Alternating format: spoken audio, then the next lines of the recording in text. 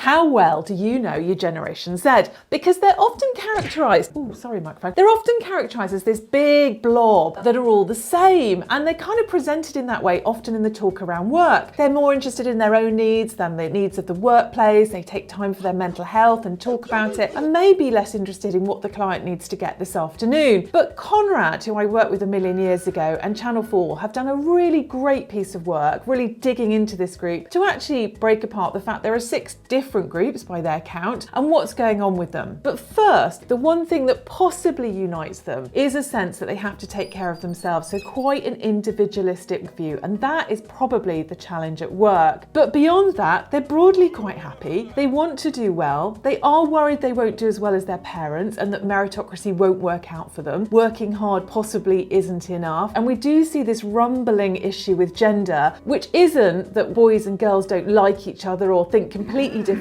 views, but is that along a lot of broad consensus, there are groups of young men who are feeling very frustrated by a perceived decline in their rights and the rise of feminism. And we need to watch that. Happily, Andrew Tate seems to have fallen back in the rankings a bit, but been replaced by some other characters. I'd really encourage you to have a look at David Goggins if you want to understand how a different version of masculinity is out there and being well received. To be fair to David Goggins, he's not all about sex and violence. He's really about self-reliance and fitness. I'm going to hand over to Conrad now to talk us through the 6 groups that they found. We've got boys can't be boys, defined by a feeling that masculinity and traditional values, not just related to gender, but in general, are under attack. We've got dice are loaded, a significant group of people who feel that the system isn't fair and isn't working for them. Interestingly, that group is not socioeconomically deprived. We've got girl power. We've called them the Spice Girls' daughters. They're highly empowered, but largely apolitical. They're not feminists as such. They're just behaving in a feminist way. We've got Fight for Rights, a highly politicized group. And this is quite often how Gen Z is characterized.